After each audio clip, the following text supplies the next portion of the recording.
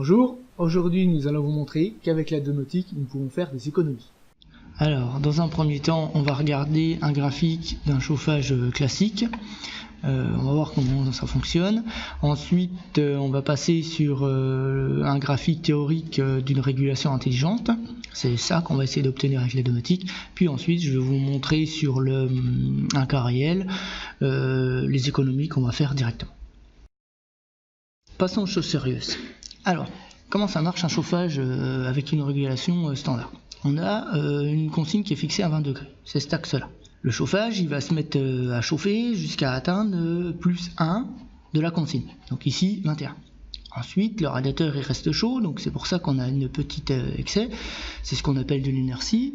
Donc on continue à chauffer la pièce. Ensuite, on a cette pente descendante qui va être, la pièce elle se refroidit parce que c'est comme ça, on chauffe plus, donc ça se refroidit.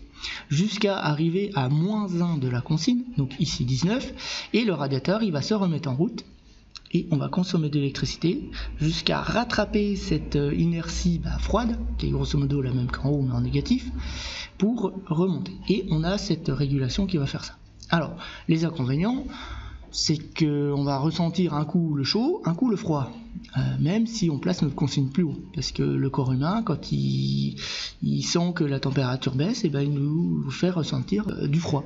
Et on va avoir un temps de chauffe qui va être relativement long, et on va alimenter notre radiateur à fond de sa puissance, à 100%.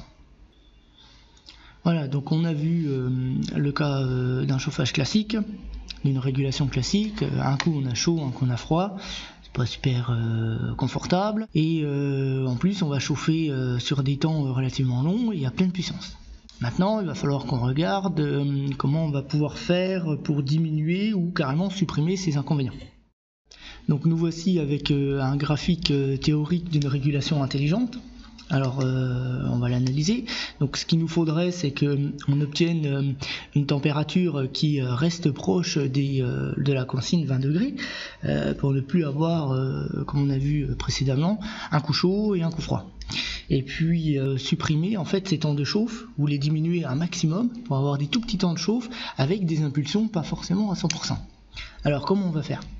C'est simple, on va être obligé d'utiliser des capteurs pour mesurer la pièce, par exemple, la perte d'énergie, et un ordinateur avec une mémoire pour pouvoir enregistrer et faire une formule mathématique qui va permettre de calculer l'isolation du bâtiment.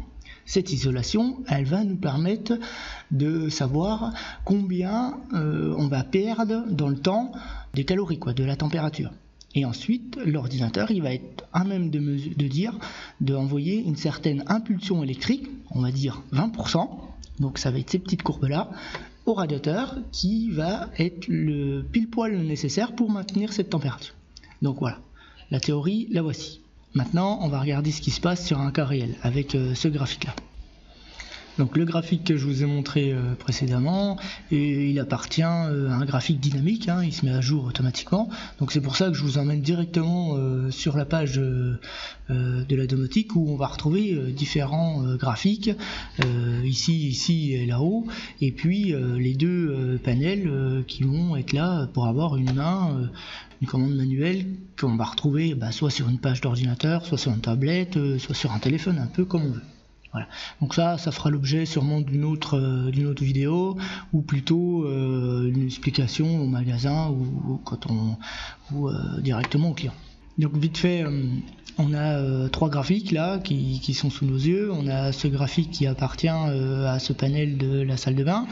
Ici on a ce graphique qui va être pour la chambre Simpson, et ici on va avoir le récapitulatif du temps de chauffe de chaque pièce, ce qui va permettre d'analyser très rapidement qu'on ne chauffe pas partout pareil dans une maison, et ce que entraîne une limite de gaspillage. C'est pas la peine de chauffer si on n'en a pas le besoin.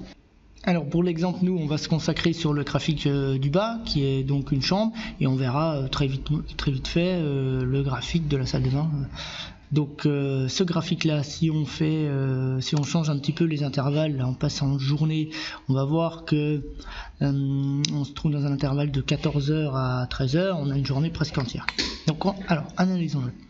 Ici la courbe verte là, ça va être les consignes qu'on a programmées. Donc on l'a programmé avec un calendrier pour que tous les jours à 9h, on a la consigne qui va passer à 20 degrés. Il me semble qu'en dessous ça doit être 18 degrés.